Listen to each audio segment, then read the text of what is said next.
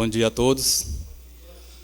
Para nós, para o GPREV, é uma alegria muito grande, né, estar reunindo aqui com servidores, servidores efetivos, que são os nossos segurados, né, que o nosso objetivo lá é trabalhar em prol dos nossos segurados.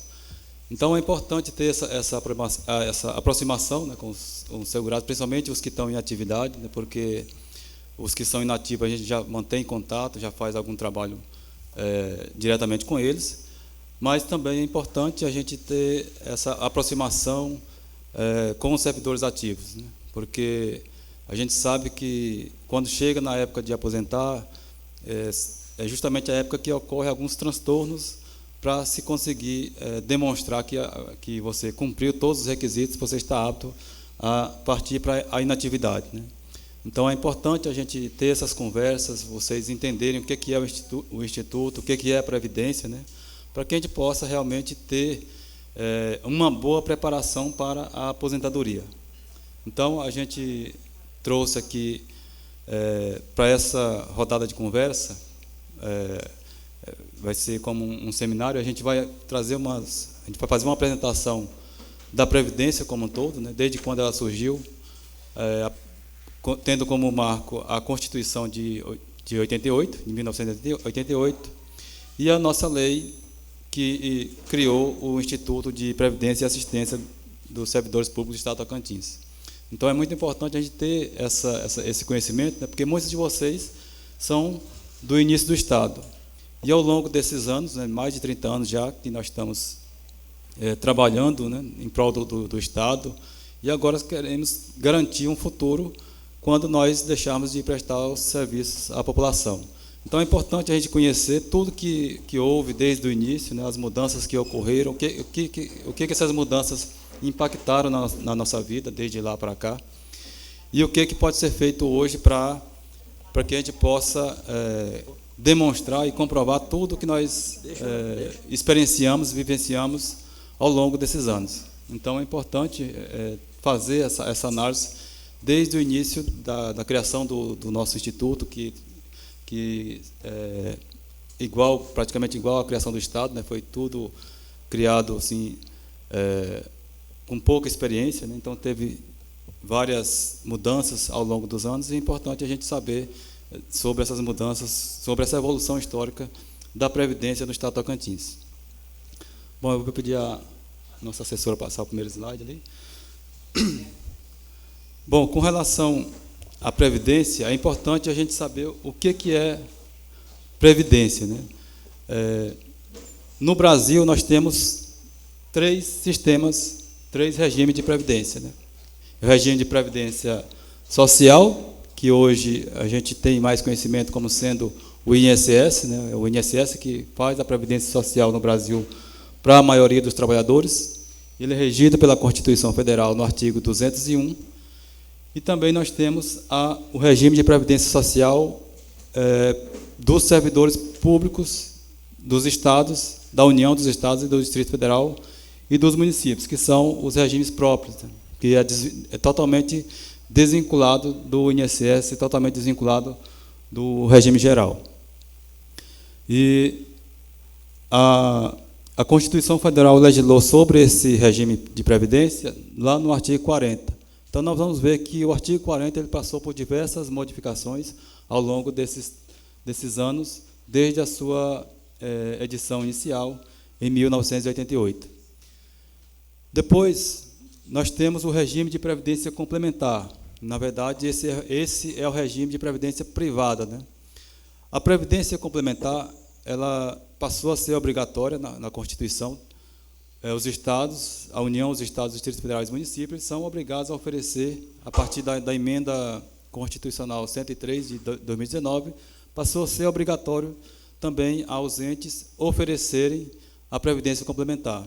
E foi estabelecido um prazo, ele termina agora, tem poucos dias para concluir esse prazo, que é agora em 12 de novembro, é o prazo final para que todos os entes tenham um regime de previdência complementar ofertado para os seus servidores. E a previdência complementar ela só é disponibilizada para os servidores obrigatoriamente disponibilizado para os servidores que ganham acima do teto do INSS, né, ou seja, acima hoje de R$ 6.433.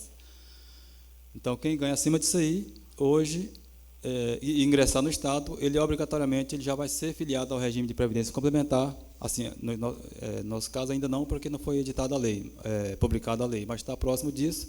Então, quem ingressar no Estado após a disponibilização dessa previdência complementar e a remuneração desse servidor ativo for superior a R$ 6.433, ele automaticamente é inscrito numa previdência complementar e ele vai contribuir para a Previdência Social somente até o teto do INSS, né?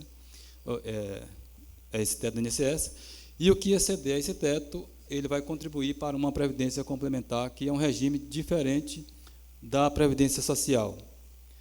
Enquanto no regime de Previdência Social, você tem garantindo ali o seu benefício, você sabe que vai receber um benefício integral ou proporcional, ou pela média, conforme for a regra que você se enquadrar. Na Previdência Complementar, não.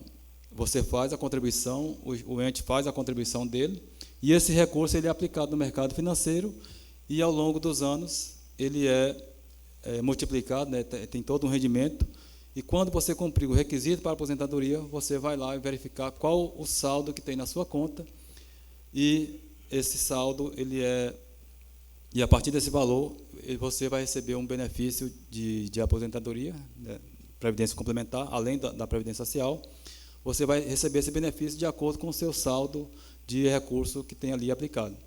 Então, diferentemente da previdência social, na previdência complementar, a aposentadoria ela não é garantida, né? Se houver algum problema ao longo das aplicações e se perder o recurso, você ou não tiver um bom rendimento esperado ao longo dos anos, você vai receber somente o que tem disponível ali no saldo da sua conta. Então, na Previdência Social, não. O seu benefício é garantido. Se tem recurso suficiente ou se não tem, você tem direito ao benefício que foi estabelecido, seja ele integral, seja ele proporcional.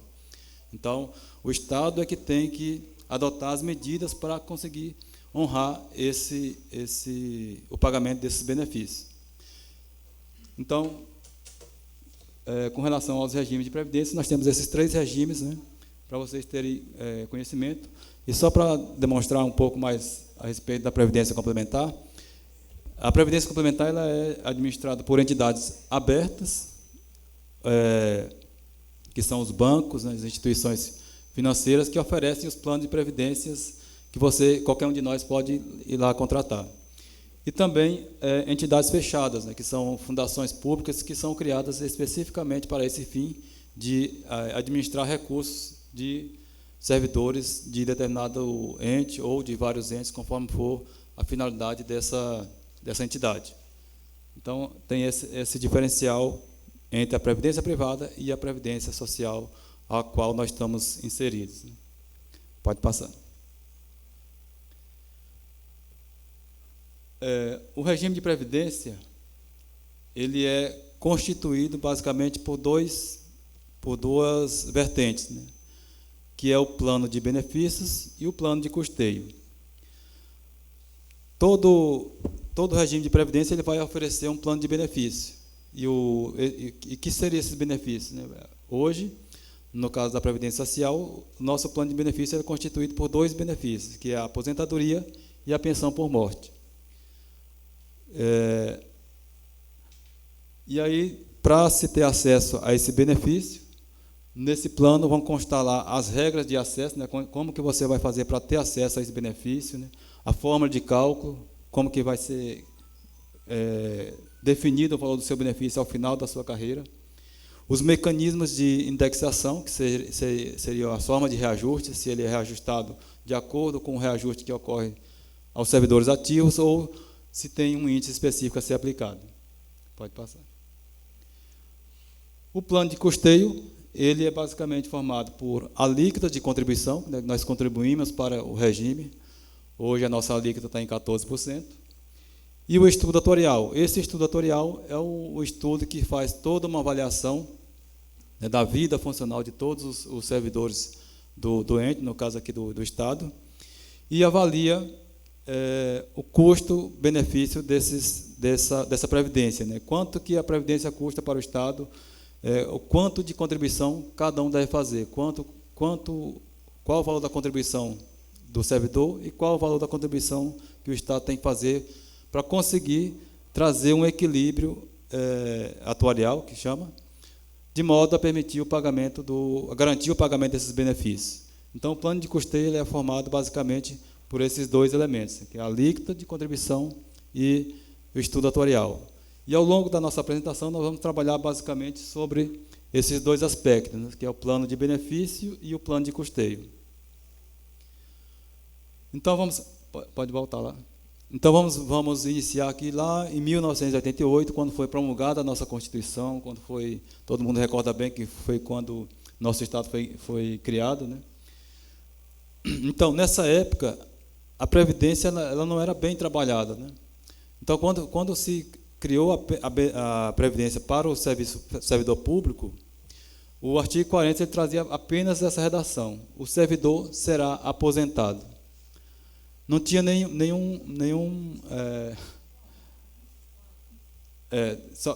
e essa questão de colocar o servidor será aposentado, nós vamos ver mais na frente, quando criou a nossa lei aqui do IPETINS, na época, que todo mundo lembra do IPETINS, né? Como falava que o servidor será aposentado, qualquer servidor que fosse segurado, vinculado ao Estado, que fosse segurado ao regime, poderia ser aposentado por esse regime, né?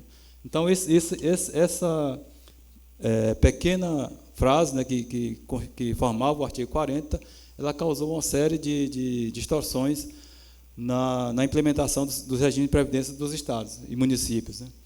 Nosso estado, nós vamos ver bem o resultado disso, né?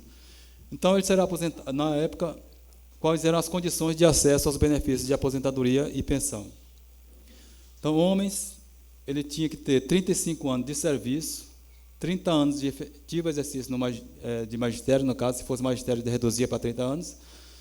Também ele poderia aposentar com 30 anos de serviço, 65 anos de idade, e a compulsória era 70 anos, que veio até 2015 com esse tempo para aposentar compulsoriamente.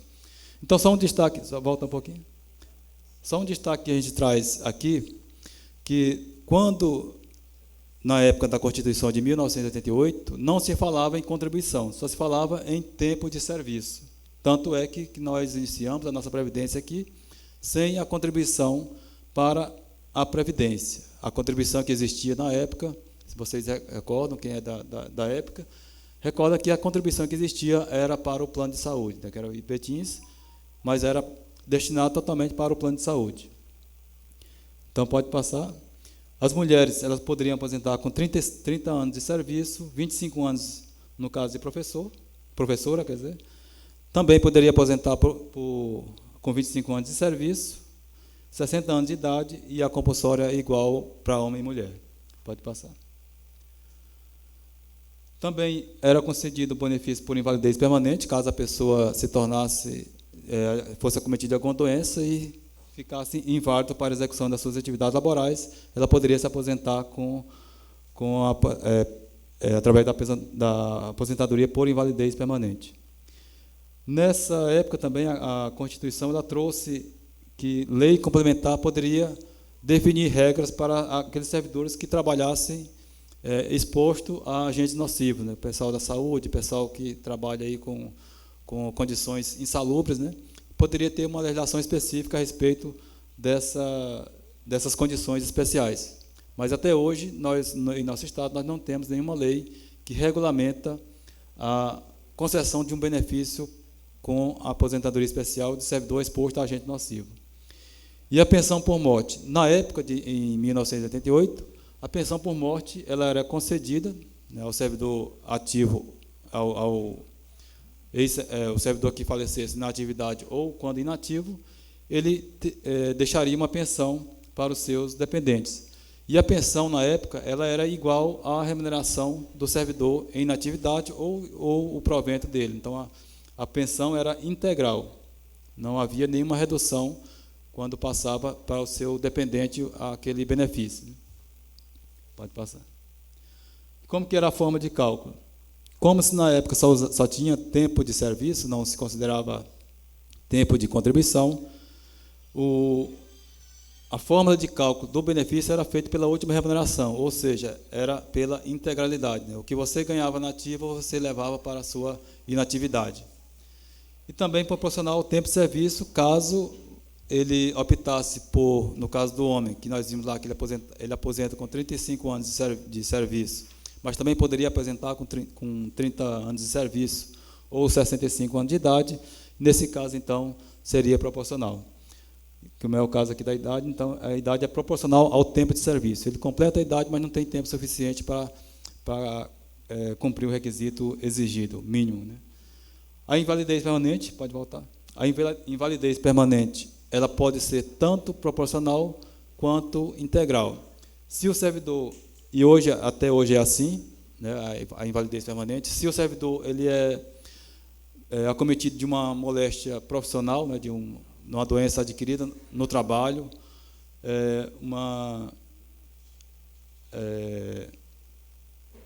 como é que se diz? Doenças incuráveis, né, doenças graves, né, incuráveis, né, nesse caso também dá direito a ele à invalidez, com proventos integrais. E os outros casos de invalidez, que não tem nada a ver com o trabalho, aí sim, esses casos, o benefício ele é proporcional. Pode passar. A indexação, na época, foi instituída a paridade, ou seja, de acordo com o reajuste que houvesse para o servidor ativo, também era concedido nos mesmos moldes para o servidor inativo. Pode passar. Então, alguém se vê aí nessa foto? Então, em 31 de julho de 1989, quando o nosso Estado já tinha sido implantado, foi editada a lei, publicada a Lei 072, onde foi criado aí o IPETINS, né, que na época era Instituto de Assistência, de Previdência e Assistência aos Servidores do Estado de Tocantins. Na época ele foi instalado em Miracema, né, na capital provisória. Essa é a primeira sede do IPETINS, é uma foto aí que a gente tem de relíquia, né? E como que era o plano de benefícios estabelecido nessa lei?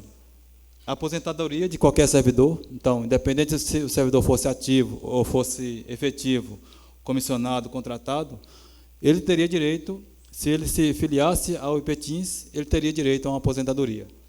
Também tinha a pensão por morte, auxílio natalidade, assistência financeira, auxílio funeral, auxílio reclusão, pecúlio e assistência médica. Então, o leque de benefícios instituído por essa lei era muito grande, né? E não se tinha nenhum estudo atuarial para ver o impacto de conceder esse tanto de benefícios, né? Até porque, na época, nós tínhamos poucos servidores, a maioria era remanescente de Goiás, eram poucos servidores concursados, e ao longo dos anos é que foi incorporando aí o quadro de efetivos do Estado.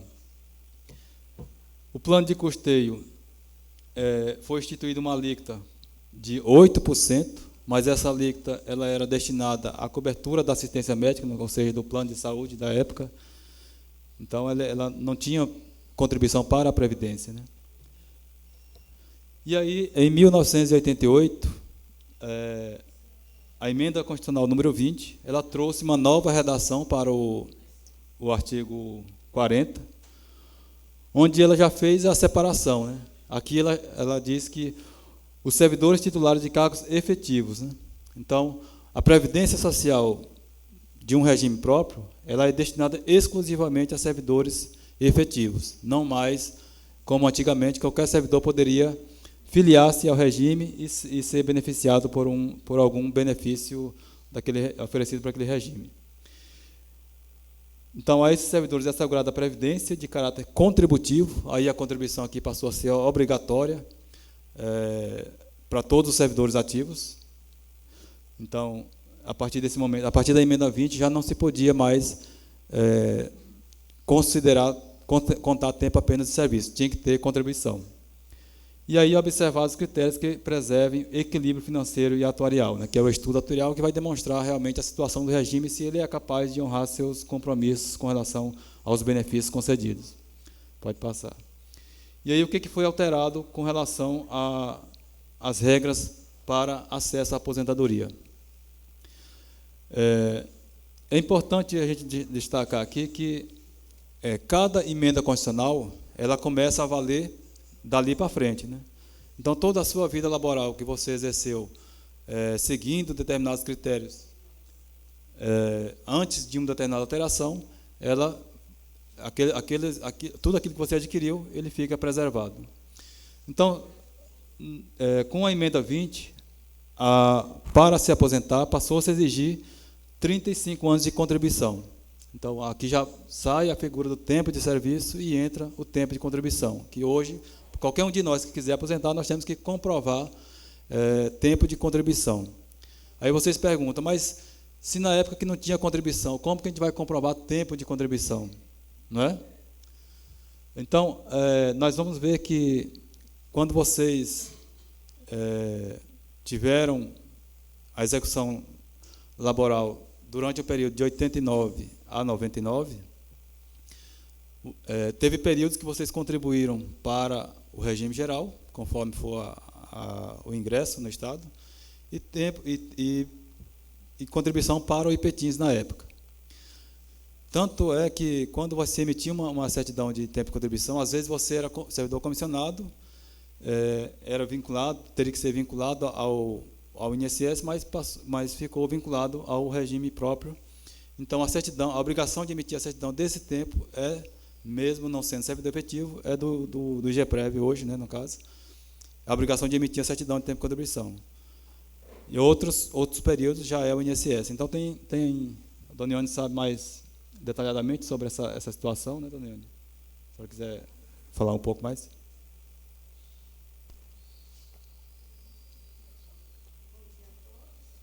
Tá ligado? Tá. Obrigada. Bom dia a todos. Eu me chamo Ione, estou gerente de benefícios desde 2008, à frente da gerência que atuo no IGPREV. Em relação ao tempo de contribuição, ao qual o presidente se referiu, os servidores que não eram detentores de cargo efetivo, que estavam vinculados ao IGPREV, em razão da alteração trazida pela emenda 20, eles passaram a ser vinculados ao regime geral. Então, para o servidor que vai se aposentar no IGPREV, o tempo até 15 de dezembro de 98 é mantido por nós. A gente cadastra e vai como averbação. Para aqueles servidores que vão se aposentar no INSS ou em outro regime, que não está mais vinculado ao regime próprio, o RPPSTO, o Instituto emite a certidão de tempo de contribuição até 15 de dezembro de 98 para levar ao regime ao qual ele está vinculado, haja vista as competências de emissão de tempo de contribuição do regime competente, né? Então, cada regime passou a ser competente de acordo com a orientação do Ministério da Previdência trazida pela emenda 20. Então, quem não era efetivo até 98, que ficou vinculado ao regime geral e não tinha tempo para se aposentar no regime próprio, foi para o regime geral e leva a certidão do IGPREV. Para aqueles servidores que contavam tempo suficiente para se aposentar ou que veio a falecer e teve dependente para conceder a pensão, esses servidores tiveram seus benefícios concedidos pelo IGPREV e os pensionistas tiveram suas pensões concedidas até 15 de dezembro de 98. Obrigada, presidente. Obrigada a todos. Obrigado, Dona Ione. Depois, se vocês tiverem mais alguma dúvida, a gente vai esclarecendo, né? Então, só voltando à questão dos homens, a alteração que teve com a emenda 20, passou-se a exigir, então, tempo de contribuição, nesse caso aqui, 35 anos para o homem e uma idade mínima também para se aposentar. Então, tinha que cumprir esses dois requisitos, 60 anos de idade e 35 anos de contribuição. No caso dos professores, né, do pessoal que atua no magistério, esse tempo ele era reduzido em 5 anos e a idade também reduzida em 5 anos. Ou seja, passaria a aposentar com 30 anos o homem e 55 anos de idade o homem. Também manteve-se a aposentadoria por idade, né, de 65 anos. A compulsória continuou ainda em 70 anos de idade, mas se passou-se a exigir pelo menos 10 anos no serviço público para que a pessoa pudesse receber um benefício de um regime próprio. E no cargo efetivo, ele teria que ter pelo menos 5 anos. Da mesma forma, pode passar, a mulher passou-se a exigir 30 anos de contribuição e 55 de idade, o magistério reduz 5 anos, e também 10 anos no serviço público e 5 anos no cargo, além da compulsória de 70 anos. E a idade de 60. Né? A invalidez ela permaneceu da mesma forma. A lei complementar que era citada para poder instituir regras sobre os servidores de esporte agente nocivo, ela se manteve. E já começou-se a limitar a concessão de benefícios pelos regimes. Né? Já começou-se a se ter preocupação com o pagamento dos benefícios. Então, foi vedada a concessão de mais de um benefício de aposentadoria no regime próprio, a não ser aqueles cargos acumuláveis que se admite a concessão de 2 benefícios de aposentadoria. Então, se você, o servidor da Assembleia, você se aposentar pelo IGPREV, os cargos de vocês aqui, não conheço nenhum que seja acumulável, né? Então, nesse caso, mesmo que você trabalhe novamente, você não poderá ter um outro benefício de aposentadoria pelo IGPREV.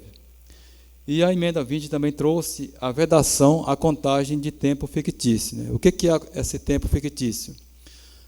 O melhor exemplo que nós temos é o tempo de pioneiros, né, que foi concedido lá nos inícios do Estado, onde os anos de 89 e 90, quem trabalhou nesse período aqui, independente do vínculo que ele tinha, se era efetivo, comissionado, contratado, mas que ele demonstrasse no seu histórico, que ele demonstre no seu histórico que teve vínculo nesse período, esse tempo que ele trabalhou durante esses 2 anos, ele é contado dobrado. Né? Então, se ele trabalhou 2 anos, ele vai ter mais 2 anos acrescido no seu tempo de contribuição.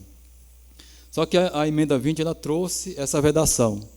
Mas como esse tempo ele foi concedido na época que havia a permissão, então ele perdura até hoje. Né? Já tem até esse ano saiu uma decisão final do Supremo, considerando que exatamente esse entendimento, né? De que como esse benefício ele foi concedido numa época que a lei permitia, que a Constituição permitia, então ele deve perdurar até o fim. Então, todos vocês que trabalharam no Estado, não importa o tipo de vínculo que vocês tiveram, mas que foi nesse período de 89 e 90, nós, desde que ele conste no seu histórico funcional, quando você vai solicitar o pedido de aposentadoria, esse tempo automaticamente a gente já conta. Então, não é necessário apresentar um título de pioneiro, né, como muitos pensavam ou pensam. Não é necessário nenhum documento demonstrando, nenhum título demonstrando que você trabalhou, que você tem esse título de pioneiro. Na verdade, é o seu histórico funcional. Você tem que se preocupar em fazer constar no seu histórico funcional que você atuou no Estado nesse período. E aí, se foi 6 meses, 1 ano, 2, se foi 6 meses, vai contar 1 ano, se for 1 ano, vai contar 2, se for 2, vai contar 4. Né? Então, essa vantagem ela permanece até a última pessoa se aposentar com esse benefício. Pode perguntar.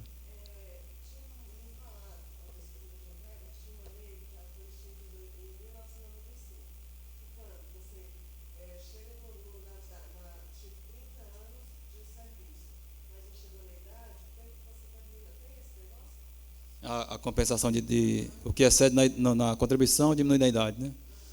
Sim, nós vamos chegar lá nessa regra, né? Essa aqui foi a primeira alteração na Previdência, né? A emenda 20. ela trouxe a primeira alteração, foram alterações bastante consideráveis, né, até porque nós vimos que no início o regulamento era bem simples, né, então qualquer servidor podia ter acesso ao benefício, mesmo tendo ou não contribuição para a Previdência. Mas a emenda 20 também trouxe a regra de transição, né, então quem tinha direito a algum benefício de aposentadoria ou pensão antes da emenda 20, esse direito ele foi mantido, né? Não se perdeu. Então, se o servidor ele já podia aposentar, mas continuou no serviço após a emenda 20, vai se manter os requisitos exigidos anteriormente, não sofrer nenhuma alteração. E assim como ocorrem todas as alterações, né? Todas as emendas constitucionais que alteram as regras previdenciárias, elas preservam os direitos adquiridos, né, os requisitos cumpridos. Pode passar. A forma de cálculo para quem aposentar por tempo de contribuição e idade, ela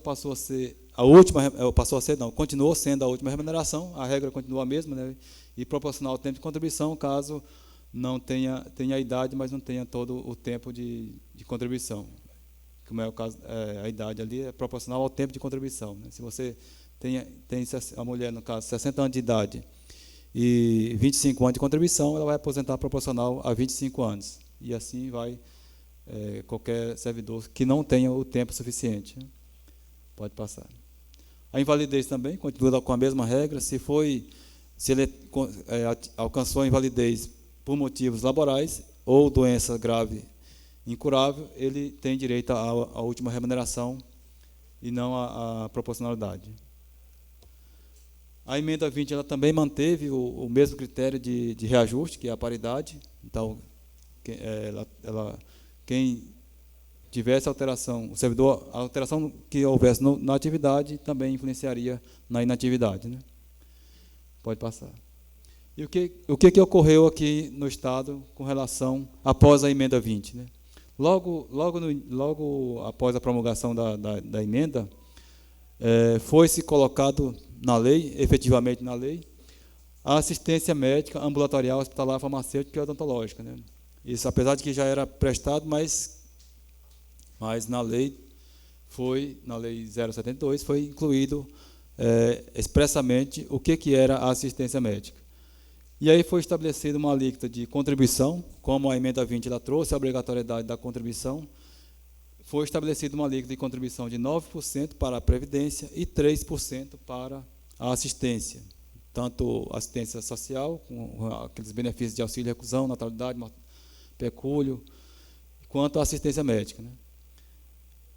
Já um ano depois, em novembro de 99, alterou-se a denominação do Instituto. No início, vocês viram que o Instituto era IPETINS, Instituto de Assistência e Previdência Social, né? E aí ele passou a ser apenas Instituto de Previdência do Estado do Tocantins. E aí a alíquota ficou para o segurado em 11% para contribuir para a Previdência. Pode passar. Em setembro de 2001, foi reorganizado o regime próprio nosso do Estado, onde a alíquota de contribuição passou a ser 11%. E aí é interessante destacar aqui que nesse período só se trabalhou contribuição do servidor, não tinha ainda a contribuição patronal, né? O Estado ele somente colocava o orçamento lá para cobrir as despesas do Instituto e de benefícios caso a contribuição não era suficiente. Apesar de que, na época, o número de aposentados era bastante pequeno, né? A despesa, então, era baixa, né? E, na época, também, cada poder e cada órgão mantinha os seus aposentados. Mas, em abril de 2002, foi estabelecida uma alíquota patronal de 3% do Estado. Então, cada poder do Estado e todos os órgãos, eles passaram a contribuir com uma alíquota patronal para a Previdência para poder garantir esses benefícios. E iniciava-se em 2002 em 3% e aumentando-se 1% a cada ano até igualar a do segurado.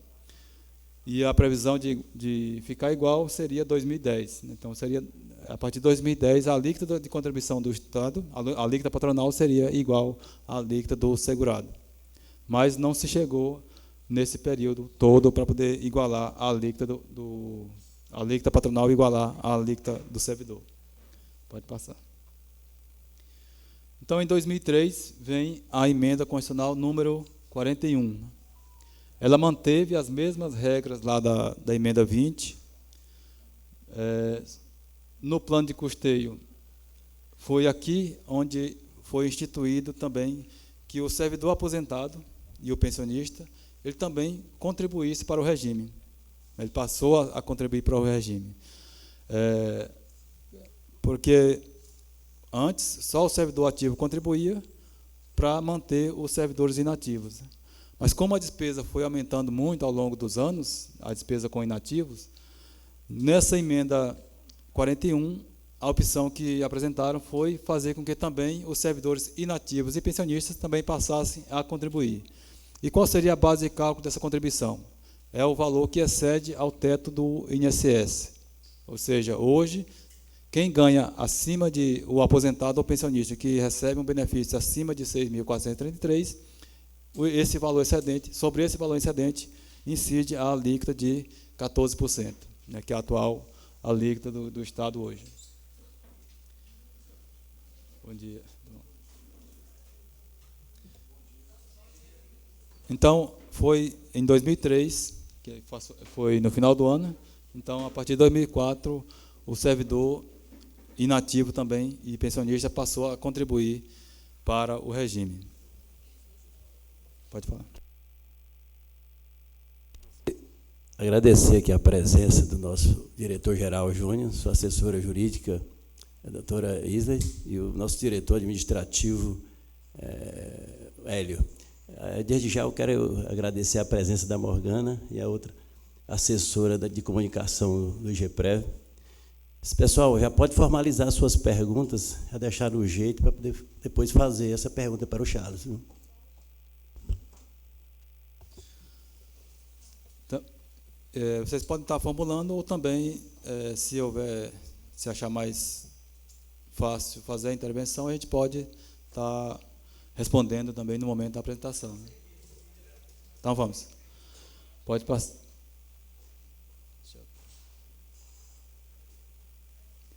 Pode voltar um pouquinho.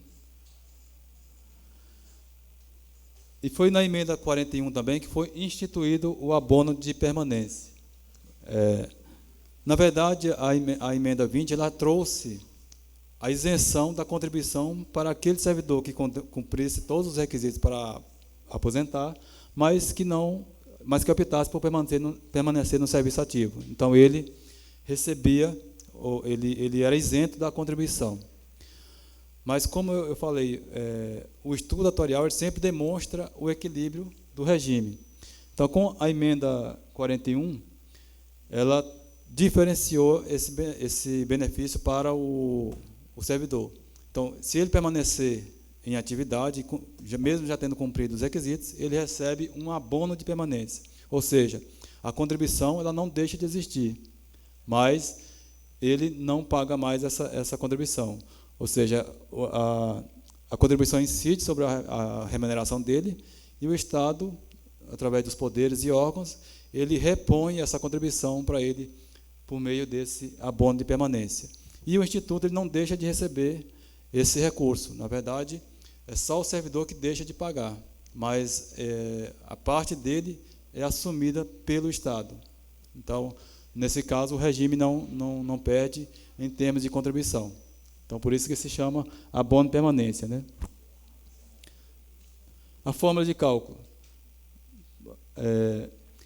A partir da emenda 41, aí sim a fórmula de cálculo já tirou a integralidade dos benefícios. Então, quem cumpriu o requisito quem ingressou no serviço público após essa emenda constitucional, a 41, a partir de 2004, ele não mais tem direito à integralidade de sua remuneração. Ou seja, é feito o cálculo a partir das suas contribuições, né, do seu salário de contribuição. Então, a base para se calcular o benefício são as contribuições que ele fez ao longo da sua vida laboral.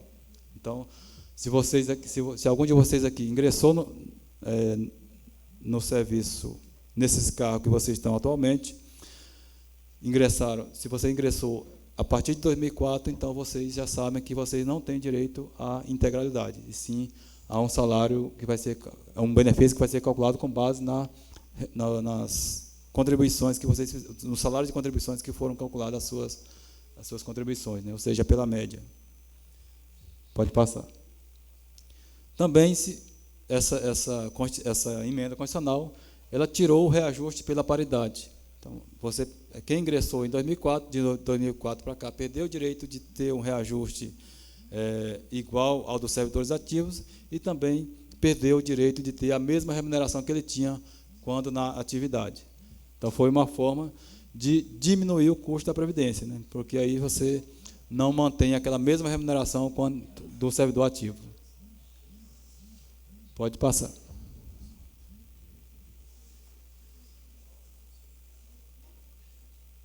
Como nós vimos no início, a emenda 41 ela não trouxe novas regras, novos requisitos, ela só alterou a fórmula de cálculo do benefício e o reajuste. Mas ela trouxe a possibilidade daqueles que estavam no serviço público, ou a possibilidade daqueles servidores manterem os mesmos benefícios anteriores, né? Ou seja, a integralidade e ao reajuste pela paridade. Então, para isso, o servidor tem que ter 35 anos de contribuição e 60 de idade, a regra geral, né? O magistério ele reduz 5 anos na idade e no tempo, mas nesse caso aqui ele precisa ter pelo menos 20 anos de serviço público. Ou seja, antes não se exigia, era exigido apenas 10 anos, né? O requisito anterior era 10 anos. Mas, para se manter os mesmos benefícios anteriores, passou a se exigir que ele tivesse aí 20 anos no serviço público e mais 10 anos na carreira do cargo que ele ocupa. Então, esse foi um diferencial, foi uma condição exigida para que ele pudesse manter os direitos anteriores. E os 5 anos no cargo, como já vem ocorrendo até hoje. No caso dos homens, né? No caso das mulheres, é a mesma coisa, só que como a mulher são 30 anos de contribuição e 55 de idade, mas existe os mesmos 20 anos de serviço público e os mesmos 10 anos na carreira. Pode passar. Pode voltar. Essa emenda constitucional também ela trouxe regras para a organização dos regimes próprios, né? Onde ela trouxe a vedação de existência de mais de um regime próprio. Ou seja, nós temos aqui no Estado os 3 poderes e mais os 3 órgãos autônomos, e nenhum desses poderes e órgãos autônomos pode ter um regime específico. Então, todos os servidores do Estado eles estão filiados, estão segurados de um único regime, ou seja, do RPPS Tocantins, que é administrado pelo IGEPREV. Então, todos os servidores aqui são vinculados ao IGEPREV, independente do poder que ele pertence. E também foi vedada a existência de mais de uma unidade gestora, ou seja, a Previdência, com relação à concessão dos benefícios, à gestão dos recursos, a realização do estudo atuarial, aplicações, tudo isso deve ser feito por uma única unidade gestora. E isso passou a ser exigido a partir de 2004, foi quando os estados e municípios tiveram que se adequar, né, fazer as adequações. Então, foi nesse período aí, pode passar. Então, foi no ano de 2004, em fevereiro, com a Lei 1434, onde mudou-se a denominação de Instituto de Previdência do Estado de Tocantins e Petins para Instituto de Gestão Previdenciária do Estado de Tocantins. Então, aí surge então, o IGEPREV, né? E em 2007, foi criado, pode voltar lá, foi instituída o IGEPREV como sendo a única unidade gestora da Previdência no Estado de Tocantins. Então, de 2007 para cá, nós somos o único órgão responsável pela gestão previdenciária do Estado de Tocantins. Apesar disso,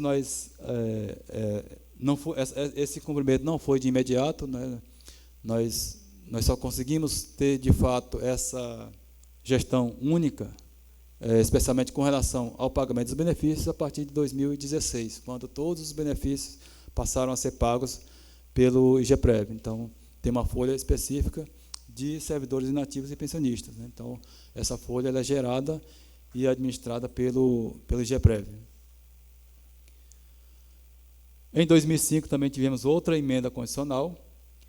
Ela também não trouxe alterações de regra geral, só trouxe alteração das regras de transição que foram estabelecidas lá na emenda 41, mas aqui é onde existe aquela questão da redução, né? Então, ela trouxe essa regra aqui de 35 anos de contribuição para o homem, 25, aí aumentou-se o tempo no serviço público para 25 anos no serviço público, aumentou-se mais 5 anos na carreira, né, 15 anos na carreira, 5 anos no cargo efetivo ele permanece, e aí com esses requisitos, o servidor ele pode, ele não tendo a idade suficiente para aposentar, mas tendo contribuição, cada ano a mais que ele contribuir, ele tem direito a reduzir a idade. Então, às vezes, o homem que tem que aposentar com 60 anos de idade e 35 de contribuição, se ele tiver, por exemplo, 37 anos de contribuição, 20 anos no serviço público, 15 anos na carreira, ele pode aposentar aí com 37 anos, 38 anos, que ele vai reduzir 2, ou 58 anos, que ele vai reduzir 2, em função dos 2 tempos de contribuição que está passando no seu requisito.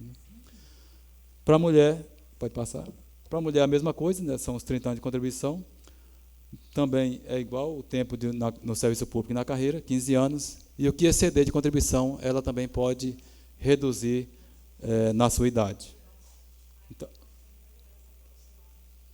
Então, a emenda 47, ela manteve o reajuste também por indexação, reajuste conforme o índice estabelecido na lei própria pode passar.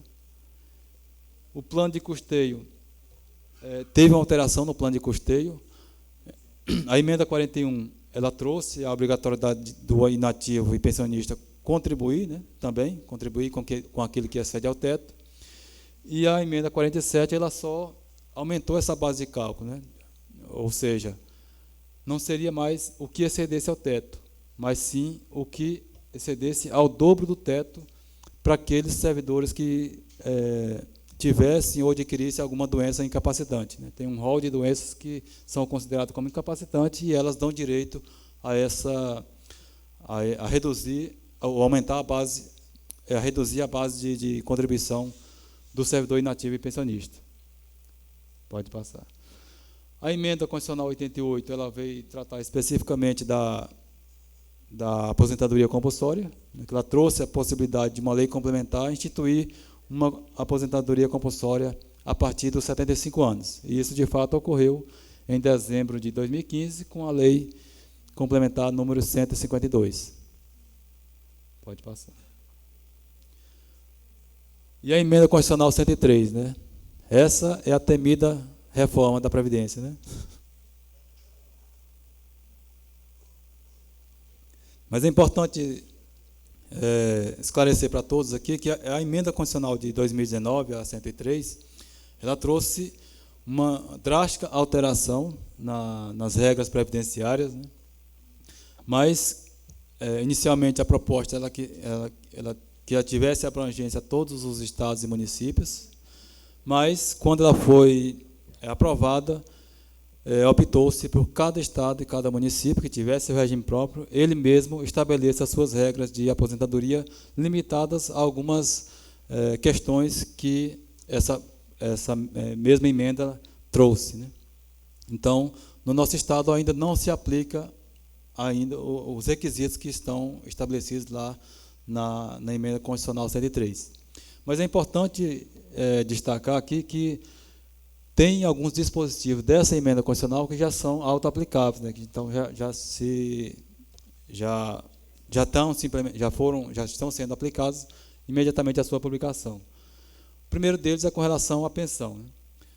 É vedada a acumulação de mais de uma pensão no mesmo regime próprio de previdência social, a não ser aquelas pessoas que têm o instituidor de pensão que tem 2 cargos acumuláveis, ele pode instituir, então, duas pensões para o mesmo dependente. Do contrário, não. Se tiver uma pensão, se o servidor tiver uma pensão, por exemplo, vocês aqui, vocês podem ser beneficiários de uma pensão e recebe ela conforme foi calculado, né? Ou seja, 70% do que excede ao teto, 100% até o teto e 70% do que excede ao teto. Então, aquele valor de benefício foi fixado e você recebe até hoje. Então, mas no caso agora, quando você for receber um benefício de aposentadoria, então você já tem a pensão pelo GEPREV e vai aposentar-se, nesse caso tem que observar a regra de acumulação, né? Então, se você tem um benefício de aposentadoria de 10 mil e a sua aposentadoria vai ser 15 mil, por exemplo, a sua pensão ela deverá ser recalculada. E aí, por causa dessa questão da acumulação. E como que é esse cálculo? Até um salário mínimo, você tem direito de receber 100% do benefício. Entre 1 e 2 salários mínimos, essa diferença, ela reduz, ou você só vai receber 60% desse valor. De 2 a 3 salários mínimos, só 40% desse valor. De 3 a 4 salários mínimos, só 20% desse valor. E acima de 4 salários mínimos, você, por exemplo, até 4 salários mínimos vai dar 4.400, né? Então, se você recebe uma pensão de 10, esse valor de R$ 6.400, você só vai receber 10% dele. Então, a redução é bastante grande. Então, trouxe essa regra, ela já é aplicada, nós já aplicamos com os nossos segurados, né? E essa acumulação, ela é observada não só no mesmo regime. Se você tiver benefício do regime geral ou de um outro regime próprio, também é observada essa regra de acumulação. Mas é só quando a pensão. Às vezes, se você tem uma aposentadoria no regime próprio e uma aposentadoria no regime geral, até aí tudo bem. Agora, quando você for ter uma pensão, aí o benefício mais vantajoso, você vai permanecer integral, e os outros 2 benefícios, que é a aposentadoria e a pensão que você está ganhando, esses 2 benefícios sofrerão redução em função dessa acumulação. Então, aí vai se beneficiar o regime que puder aplicar essa redução. Então, o objetivo da emenda constitucional 103, ela foi tentar drasticamente diminuir o custo da Previdência, né? Ou seja, os valores dos benefícios. Então, nessa hipótese de acumulação com pensão, é possível reduzir o valor dos benefícios previdenciários. A emenda constitucional, pode voltar. A emenda constitucional, não pode passar mesmo, 103, também trouxe a questão da contribuição, né? Já tinha-se essa obrigação de que os estados e municípios do Distrito Federal não podem aplicar a alíquota inferior à alíquota aplicada ao servidor da União. Com a emenda 103, a União passou-se a contribuir com 14%. Né? Então, os estados e municípios e o Distrito Federal, obrigatoriamente, teriam que se adequar a essa alíquota, a não ser que ele não tivesse déficit financeiro e atuarial. Não é o nosso caso, nós temos déficit financeiro e atuarial, então nós fomos obrigados a adequar a alíquota. Então, a alíquota nossa hoje, por isso é que a nossa alíquota hoje está em 14%. Essa emenda constitucional também trouxe a obrigatoriedade, como eu falei lá no início, de todos os regimes, da instituição da Previdência Complementar. Então, o prazo para os entes cumprirem essa regra é agora, dia 12 de novembro desse ano. onde a maioria não tem não instituiu ainda esse regime de previdência complementar, inclusive nós não instituímos ainda, né? Mas a gente já tem um projeto na Casa Civil. Mas é importante destacar que essa previdência complementar ela só é obrigatória para novos servidores. Então, nós que já estamos no serviço público, nós não somos alcançados por essa previdência complementar. A não ser que a lei permita, a lei que institui essa previdência complementar, ela permita que os servidores atuais também possam ingressar. Mas aí é uma análise que tem que ser muito bem feita, né? Porque, por exemplo, as pessoas que ingressaram no serviço público antes de 2003, que têm direito à integralidade, não compensa partir para a previdência complementar, uma vez que o seu benefício vai se tornar um benefício de média, né? Então não compensa. Aqueles que já têm o cálculo de média, sim, eles podem pensar conforme o tempo que faltar para a sua aposentadoria. Quanto mais tempo faltar para a sua aposentadoria, maior será o tempo de acumulação de um patrimônio, da formação de um patrimônio razoável na previdência complementar. Então, isso é uma análise que deve ser feita, e é importante que o ente ele estimule essa migração, né? Porque aí sim ele vai contribuir, ele vai poder estabelecer ele vai ter um teto de contribuição, né? Para que esse servidor, para que ele possa incidir a sua contribuição patronal. Outras regras que trouxe a emenda 103, que não são autoaplicáveis, mas que poderão vir, é a questão da contribuição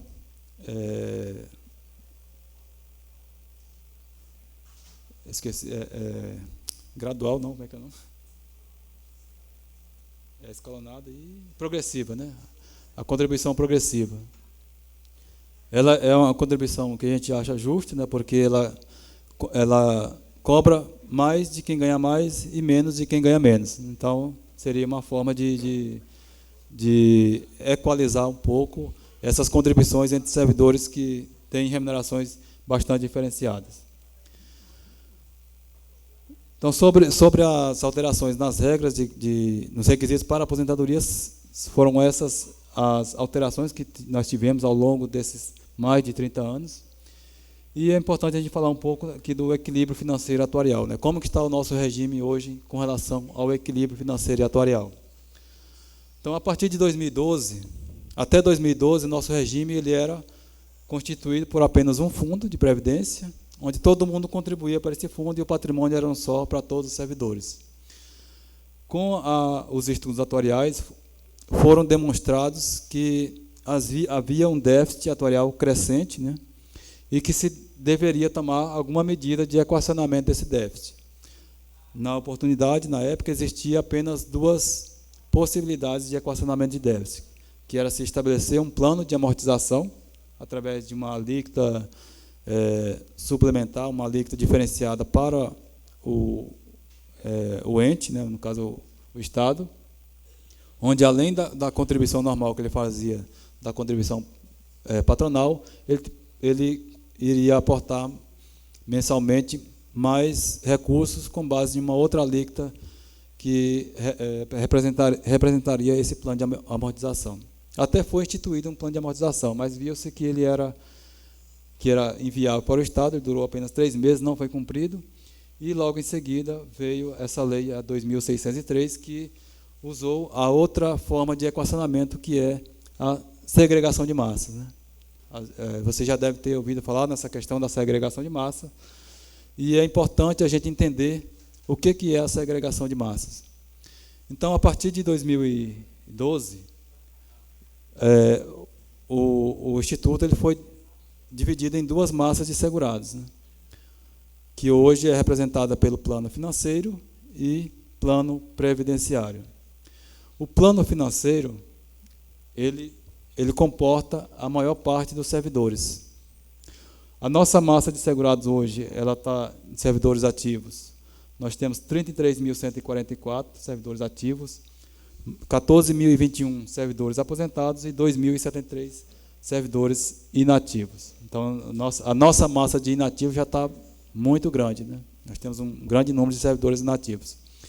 Então, em 2012, com a segregação de massa, foi instituído um plano financeiro e um plano previdenciário, onde o plano financeiro ele ficaria com todos os servidores que ingressaram no Estado até 31 de maio de 2012. Então, acho que todos nós que estamos aqui, que somos servidores efetivos, pertencemos a esse plano, né? Aqui na Assembleia só temos 41 servidores que ingressaram no serviço público aqui na Assembleia após 2012 e que estão no plano previdenciário. E qual a diferença desses dois planos? O plano financeiro, ele é de repartição simples, somos chamado. O que seria essa repartição simples? O que contribui é usado para pagar os benefícios. E à medida que essa contribuição não seja suficiente para cobrir o valor dos benefícios, da folha de benefícios, essa diferença ela tem que ser coberta pelo Estado através de cada poder e órgão autônomo. Então, por isso é que tem essa segregação. E quando ela foi instituída, na época, só tínhamos déficit atuarial. Então, era uma forma de fazer com que esse déficit fosse equalizado. E a equalização deles, esse equacionamento, ele foi feito através dessa obrigação que cada um dos poderes e órgãos autônomos assumiram, no sentido de que, quando a folha de benefício dos servidores do seu órgão, por exemplo, aqui da Assembleia, nós temos os servidores aposentados, quando a folha dos servidores daqui não for suficiente, servidores que pertencem ao plano financeiro, né? Quando essa folha não for, a arrecadação não for suficiente para cobrir essa folha, a Assembleia tem que destinar recursos para complementar o total da folha. Então, é um custo que foi assumido pelo Estado, através de todos os poderes e órgãos autônomos, e que já chegou à porta de 3 desses poderes e órgãos autônomos. No caso, o Executivo, o Tribunal de Contas e o Ministério Público. Hoje, a receita de contribuição já não é suficiente para cobrir a despesa da folha. Pode falar.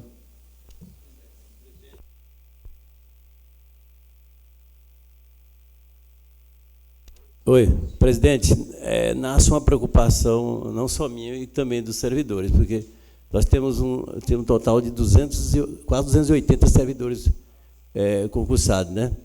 E hoje temos 49 aposentados, e parece que já está apertando lá. Responde para nós. Sim, a Assembleia está bem próxima. Na verdade, ela já vai ter atingido esse limite quando nós implementarmos todos aquele enquadramento que teve agora, né, no final de 2019, não foi? Isso, são esses. Nós acho que atualizamos apenas 20 e poucos benefícios. Vamos continuar atualizando, estamos chegando nos processos. A gente vai atualizar todos os benefícios aqui da Assembleia. E como a margem de sobra que tinha aqui na Assembleia era pouco mais de 600 mil, esses 50 servidores que estão aposentados hoje e que terão seus benefícios modificados, né, em função desse enquadramento, quando todos tiverem essa alteração, essa sobra já não será mais suficiente. Então, a Assembleia terá que aportar recursos para cobrir a folha.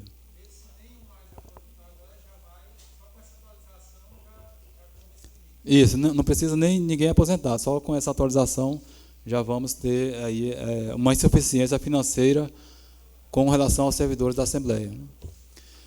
E é uma luta que a gente está lá no Instituto, né, para poder conscientizar os poderes e órgãos sobre essa necessidade, né, porque isso vai impactar diretamente no orçamento de cada órgão, de cada poder, porque ele vai ter que ter uma reserva destinada aí ao longo do seu exercício para estar repassando para o Instituto para cobrir essa despesa. Aí vocês perguntam, mas e o recurso que tem lá aplicado, né? Não pode ser usado para cobrir essa despesa? Não, né? Quando houve essa agregação de massas, o plano financeiro, como eu falei no início, a insuficiência dele é assumida pelo poder e órgão autônomo que houver a insuficiência. No caso do plano previdenciário, não. Todo o patrimônio que existia em 2012, ele ele foi repassado para o plano previdenciário. Então, todas as contribuições que tinham acumulado ao longo desses anos, elas foram para o plano previdenciário. Os bens que existiam também estão no plano previdenciário. E a finalidade desse plano previdenciário é capitalizar esse recurso o máximo possível, de modo que todos os servidores que ingressaram no Estado e vão continuar ingressando a partir de 2012 para cá e para frente, todos os servidores eles comporão esse plano previdenciário. Então, é um plano, por isso da importância do acompanhamento, né, dos servidores com relação a esses recursos que estão sendo aplicados no mercado financeiro, né? Nós ficamos muito apáticos ao longo dos anos aí, com relação a esse acompanhamento. Tivemos um prejuízo muito grande, né, nos períodos de 2011 a 2014, com as aplicações que não trouxeram bons resultados para o Instituto, e não trazem até hoje. E só agora a gente está tendo um acompanhamento maior, está tendo uma preocupação maior, porque nós precisamos fazer com que esse recurso ele renda o máximo possível. Porque qual que é a finalidade da segregação de massa? Inicialmente, o Estado assume a insuficiência no plano financeiro. Mas, à medida que o plano previdenciário avança, que ele tenha um patrimônio bastante consolidado, ele pode fazer, de acordo com a legislação, a chamada compra de vidas. O que seria essa compra de vidas? É eu pegar um grupo de segurados lá do plano previdenciário, que estão recebendo benefícios de aposentadoria ou pensão, e trazer para o plano financeiro para o plano previdenciário. Então, com isso, eu vou diminuir o custo do plano financeiro e ter condições de arcar com despesas, com esses benefícios, mesmo aumentando a massa de segurados do plano previdenciário já com servidores da inatividade. Então, a lógica da segregação é essa, da segregação de massa é essa. Só que nós não tivemos essa evolução patrimonial que deveríamos ter, né? Então, por um longo período, a gente acredita que o Estado, através dos poderes e órgãos autônomos, vão ter que manter essa crescente evolução da folha de benefício dos segurados do plano financeiro. Porque no plano previdenciário, como são aqueles que ingressaram a partir de 2012, agora que a gente está tendo pessoas, servidores com... a gente vai ter servidores com o mínimo do serviço público, que são 10 anos, né? Então, 2012, 2022, agora que estão completando 10 anos. Nós temos alguns aposentados, mas que foram aposentadoria por invalidez, que não cumprem todos os requisitos exigidos, né? Então, nesse caso, a partir de 2022, sim, aí sim nós teremos, ou por idade, né, também pode ter por idade no plano previdenciário, mas a partir de 2022 é que nós teremos aposentadorias e aposentadorias de servidores do plano previdenciário cumprindo os requisitos exigidos. Pode passar. Então, vamos só ver como é que está a composição desses dois planos. O plano previdenciário hoje ele conta com 8.907 servidores ativos. Aqui a gente está considerando todos os servidores civis e militares, né, estão juntos. Temos 15 aposentados, aí são aposentadorias por invalidez e aposentadorias por idade, como eu falei, que ainda não tem cumprimento de requisito. Temos 59 pensionistas nesse grupo, aí a pensão não tem requisito, basta o servidor ativo ou inativo falecer, ele vai gerar uma pensão, né? Então, nesse caso aqui, servidores desse grupo, dessa massa do plano financeiro, já foram geradas aí 59 pensões. E esse plano ele é superavitário, porque nós temos um patrimônio hoje aí de quase em torno de 3 bilhões e 800 milhões. Então, para bancar a despesa desses 15 aposentados e 59 pensionistas. Então, a sobra é grande, né? Então, nesse caso, ele é superavitário. Pode passar. Já o plano financeiro, não. Ele conta hoje com 24.237 servidores ativos, aí incluindo militares, Nós já temos aí esse grande número de aposentados, né? São 14.006 aposentados. Esse número aqui é de dezembro de 2020.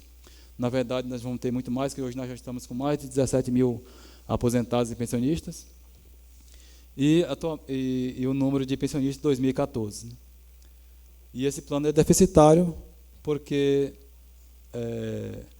nós temos 3 órgãos, um poder e dois órgãos autônomos que estão deficitários, né? Que são que a arrecadação é insuficiente para cobrir a despesa com esses benefícios. Aqui na Assembleia, como está composto aqui? Nós temos 229 servidores ativos no plano financeiro e 41 servidores ativos no plano previdenciário. Então, a grande maioria aqui é do plano financeiro, né? Temos 44 aposentados e 20 pensionistas. Então, essa é a situação aqui da Assembleia com relação à segregação de massas e a composição em cada um dos planos. Unidade gestora única, né? Só para finalizar, é importante a gente falar da unidade gestora única, né? Ou seja, o IGPREV, né? É importante vocês conhecerem o IGPREV, né? Hoje nós temos uma atuação bastante enfática, né, com relação aos nossos segurados. A gente procura fazer um atendimento da melhor forma possível, dar toda a atenção, informações. Reuniões como essa a gente precisa realizar mais, a gente quer realizar mais. A gente agradece aqui ao presidente do sindicato e as entidades sindicais, elas precisam procurar mais o Instituto para que a gente possa estar repassando conhecimentos da situação do Instituto e principalmente fazendo uma preparação, né, Adilson, para a aposentadoria, né? Porque a gente precisa realmente saber o que eu vou ter de benefício se eu me aposentar ou o que eu vou ter de benefício se eu permanecer no serviço ativo. Então, é importante a gente ter esse conhecimento. E só para destacar a vocês, a emenda, além de todas as alterações que a emenda 103 trouxe, ela trouxe a possibilidade de se acabar com o abono permanência, né? Então, o Estado, a União, o Estado e o município, ele pode, através de lei, dizer que o abono permanência vai ser só um percentual ou não vai ser nenhum valor a ser concedido para o servidor. Então, tem mais essas questões. Pode passar. Então, o IGPREV hoje ele conta com atendimento presencial. Nós temos as unidades, nós estamos também nas unidades do EPRAJA em Araguaína e Gurupi, e aqui nós estamos fazendo atendimento por agendamento, mas nós temos investido bastante em nosso site, né, onde lá você pode fazer uma pesquisa sobre as diversas áreas que o Instituto desenvolve, que é a parte de previdência, a parte de investimentos, a gestão administrativa como um todo, né? Então, o site está bastante recheado de informações. A gente está lançando agora o Momento Previdência, onde nós estamos fazendo vídeos, onde explica determinadas situações para a aposentadoria, os requisitos, como que você pode fazer, o que você deve observar. Então, são várias informações que a gente tem buscado trazer para vocês, disponibilizar para os nossos segurados, para que ele possa ficar mais por dentro da sua aposentadoria, né? E possa realmente se preparar de forma bem certeira, né? Porque são muitos os casos onde o servidor ele acha que está com toda a documentação correta, ele vai no Instituto, chega lá, ele precisa corrigir uma certidão de tempo de contribuição que não foi bem elaborada, ele precisa apresentar um documento que não tem, que comprove a sua situação. Então, são diversas situações que acabam deixando o segurado bastante desanimado, né? Porque ele chega já crente que ele vai conseguir dar entrada no requerimento dele e receber o seu benefício de aposentadoria. E, na verdade, a situação previdenciária ela precisa ser muito bem comprovada, porque é toda uma vida laboral. Então, nós não podemos fazer um processo de qualquer jeito, né? Porque como não sei se vocês sabem, toda aposentadoria ela precisa ser validada pelo Tribunal de Contas, então precisa ser registrada lá. Então, e nós somos diligenciados frequentemente para adequar os processos, né? Às vezes o processo precisa de uma melhor instrução e documentação, e a gente é diligenciado e a gente atende para que o benefício ele possa ser registrado e assim definitivamente consolidado a aposentadoria e a pensão do segurado.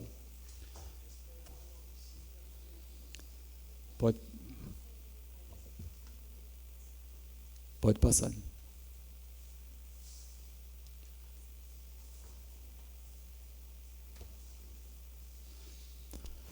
Então, nós temos disponibilizado, além do atendimento presencial, nós temos o atendimento por WhatsApp, né? Nós temos a Diretoria de Previdência especificamente faz o atendimento presencial por WhatsApp.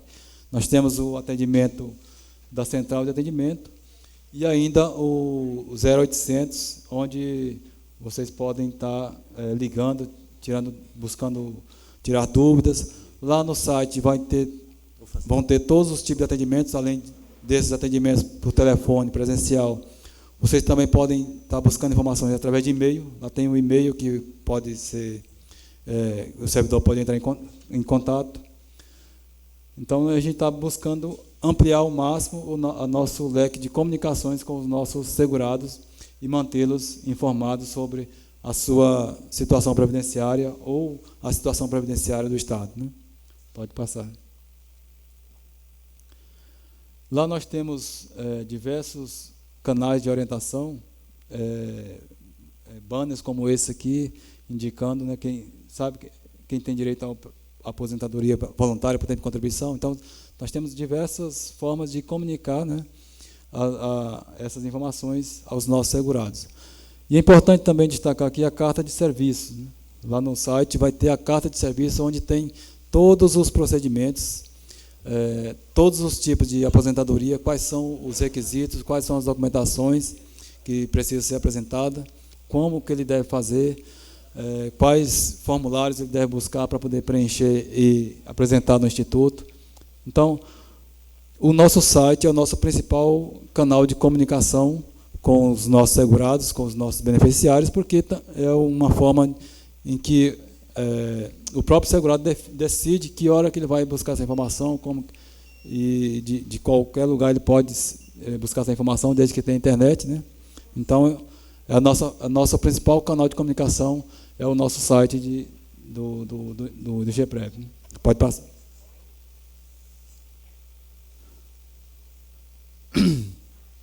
Pode voltar lá um pouco.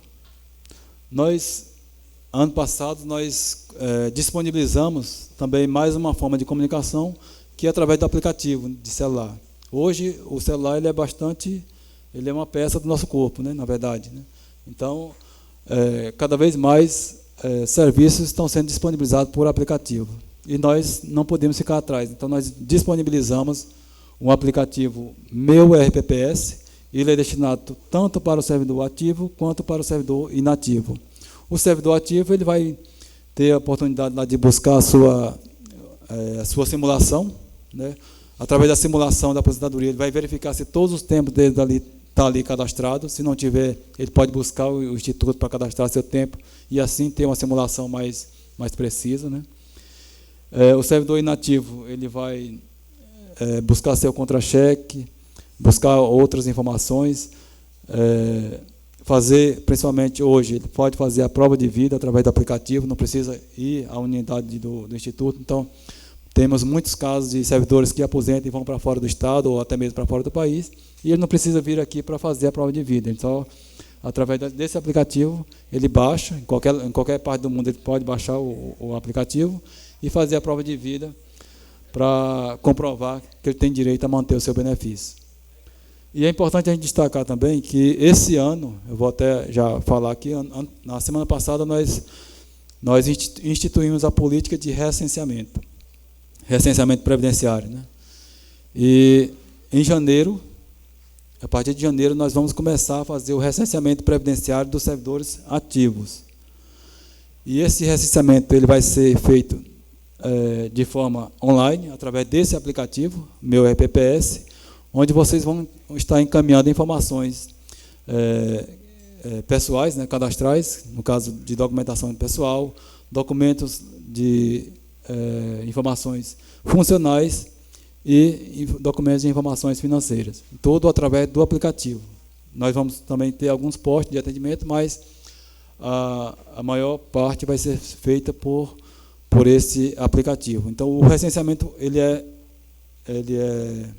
muito importante para nós, ele é, na verdade, essencial, né, para que a gente possa ter uma avaliação atuarial de forma bem precisa e também para que a gente possa ter condições de fazer uma simulação de benefício mais real, né? Porque aí, hoje, a maioria das informações que a gente tem lá é a respeito apenas do cargo atual que você ocupa, mas você pode ter tempos de outros regimes, do regime geral, de outro regime próprio, e que não estão cadastrados no nosso sistema. E se ele tivesse cadastrado, já se teria uma simulação mais precisa, porque contaria todo o seu tempo de vida laboral. Então, esse aplicativo ele é bastante útil, né, e tem divulgado bastante para que vocês possam estar usando. Pode passar. Tem uma situação em todos os regimes próprios de previdência, é a questão da manutenção do benefício. Então, todo aposentado, todo pensionista, ele precisa, o Instituto precisa ter alguma forma de verificar se o benefício realmente pode ser pago ou continuar sendo pago ou não. E isso é feito através da prova de vida e através de recadastramento. Prova de vida, ela está sendo feita a partir do ano passado, ela está sendo feita anualmente, nos meses de novembro e dezembro. Então, quem tem parente aqui que é inativo e beneficiário do IGPREV, já é bom alertar que a partir do dia 1º, né, semana que vem, começa-se a prova de vida de 2021. E todos os anos serão assim. Será feita uma prova de vida para verificar se a pessoa realmente está apta a manter o benefício, o pagamento do benefício. E também uma outra forma de verificar a manutenção do benefício é o recadastramento. O recadastramento ele já não é anual, ele é feito a cada 2 anos. E nós vamos fazer um recadastramento agora em 2022, também dos servidores inativos. Logo após o recenseamento dos ativos, vai se iniciar o dos inativos. E todos esses mecanismos de verificação vão ser feitos por meio desse aplicativo Meu RPPS, para facilitar e evitar tumultos, né, no Instituto, até porque, até o momento, a gente ainda vive uma pandemia e precisamos garantir segurança para os nossos segurados. Pode passar. Então, era o que a gente queria trazer para vocês, né, para vocês que são segurados ativos ainda, e informações também que vocês podem estar levando aos servidores inativos. E a gente está aberto aí a perguntas para esclarecer as dúvidas que ainda permanecem e que a gente possa tirar, né? Dona Eane, quer falar alguma coisa?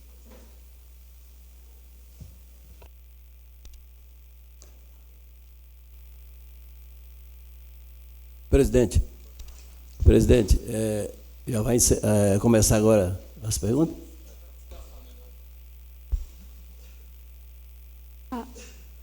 Então, eu quero só agradecer também a todos vocês e ao presidente do IGPREV, porque essa realmente é uma oportunidade muito grande para todos nós, né? Tanto para vocês, servidores que estão aqui, que vão tirar suas dúvidas conosco, como para nós que estamos compartilhando o conhecimento, de forma que vocês tirem suas dúvidas para quando chegar a hora de requerer a aposentadoria de vocês, vocês tenham o maior esclarecimento possível. Claro que hoje não tem como tirar todas as dúvidas, mas como o presidente mostrou aí, o aplicativo, temos o portal e temos os nossos canais de atendimento, os nossos telefones, né? Então, muito obrigada, presidente, muito obrigada a todos vocês por esse momento e estar aqui com vocês.